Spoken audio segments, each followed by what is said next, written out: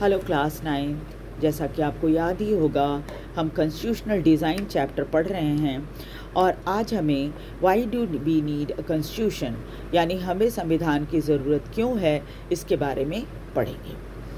South African example is a good way to understand why we need a constitution and what do constitution do. South Africa एक बहुत ही अच्छा example है ये समझने के लिए कि हमें संविधान की ज़रूरत क्यों होती है and what do constitution do, और एक संविधान करता क्या है। The oppressor and oppressed in this new democracy were planning to live together as equal. इस नई डेमोक्रेसी में यानी साउथ अफ्रीका में ऑप्रेस यानी जो कभी सताते थे लोगों को और ऑप्रेस्ड यानी जिनको सताया गया था, वो सब एक साथ बैठकर प्लानिंग कर रहे थे संविधान बनाने की, और ताकि वो एक साथ मिलजुल कर रह सकें। It was not going to be easy for them to trust each other. एक बात तो बिल्कुल क्लियर है, वो ये कि इतना आसान तो नहीं था एक दूसरे के ऊपर विश्वास करना। They had their fears, उनके मन में डर था। They wanted to safeguard their interest, वो अपनी भलाई के लिए सोच रहे थे दोनों ही। The black majority was keen to ensure that the democratic principle of majority rule was not compromised. काले लोग ये सोच रहे थे कि डेमोक्रेटिक सिद्धांत जो होते हैं वो मेजॉरिटी, और ये तो मेजॉरिटी में थे तो इसको किसी तरह से कॉम्प्रोमाइज़ ना करें। They wanted substantial social and economic rights, और वो चाहते थे कि उन्हें सामाजिक और आर्थिक सुविधा मिले, अधिकार मिले।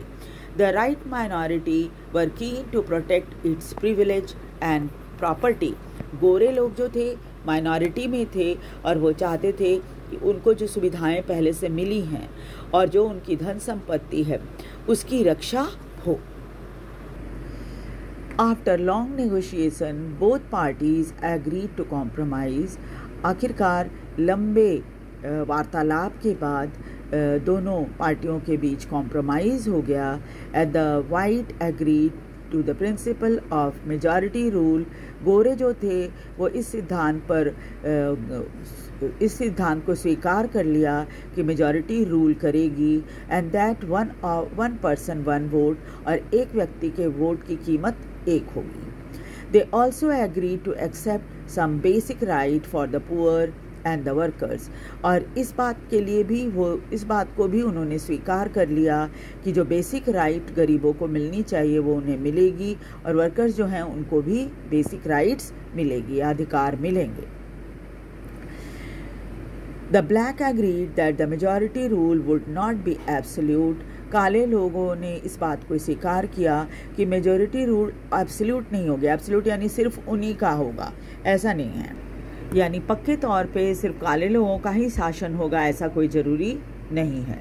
दे agreed that the majority would not take away the property of the white minority, और इस बात के लिए भी एग्रीमेंट दोनों के बीच हो गई कि जो काले लोग हैं वो गोरे लोगों की प्रॉपर्टी जो कि माइनॉरिटी में हैं उनसे नहीं छीनेंगे।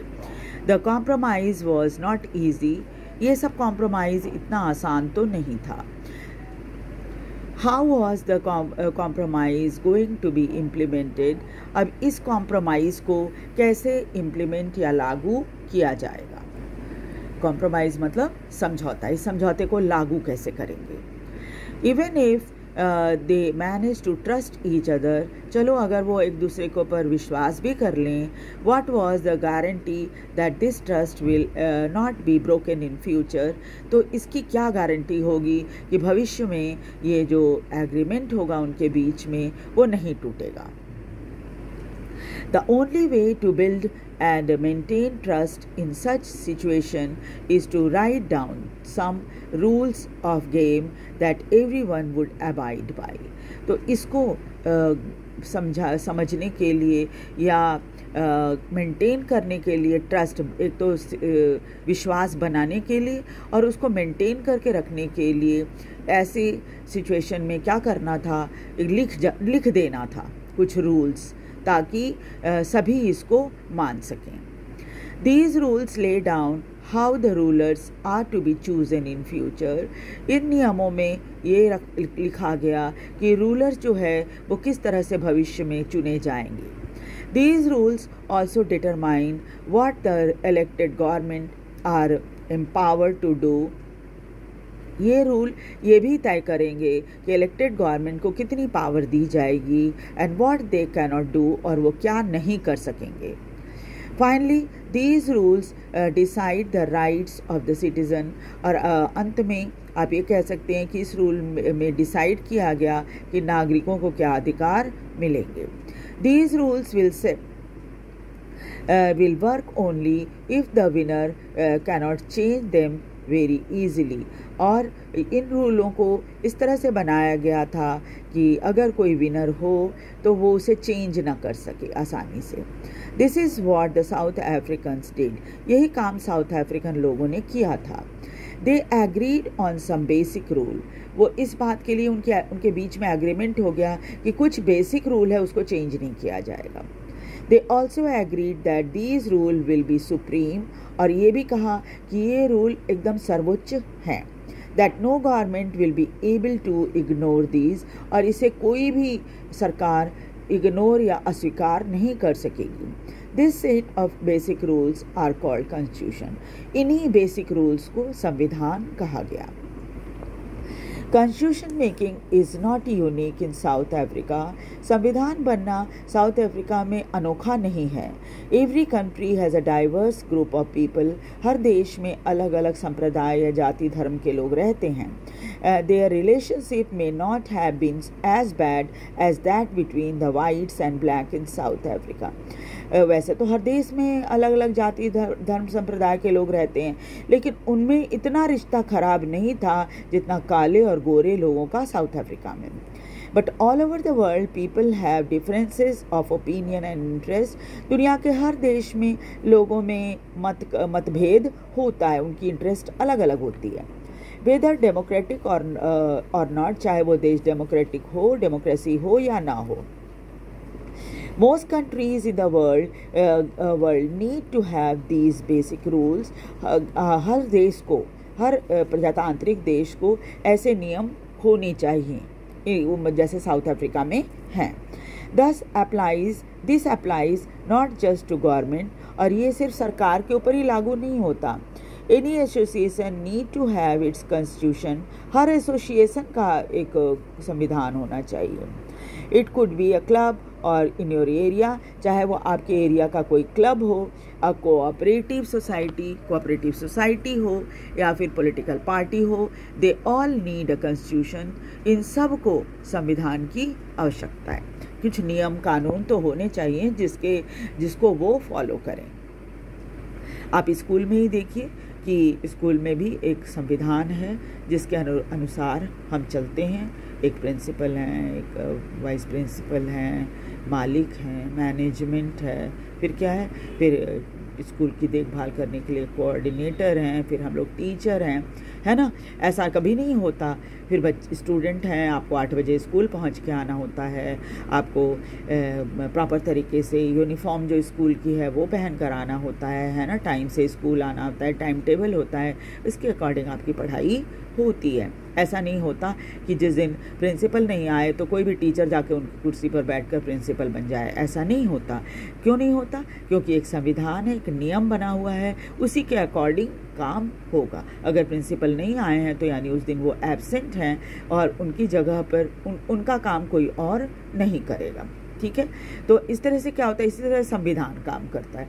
उनमें कुछ नियम बने हुए हैं, कुछ पावर लोगों को दिए गए हैं और लोगों को अपनी पावर के अकॉर्डिंग काम करना होता है. Thus the constitution of a country is a set of written rules that are accepted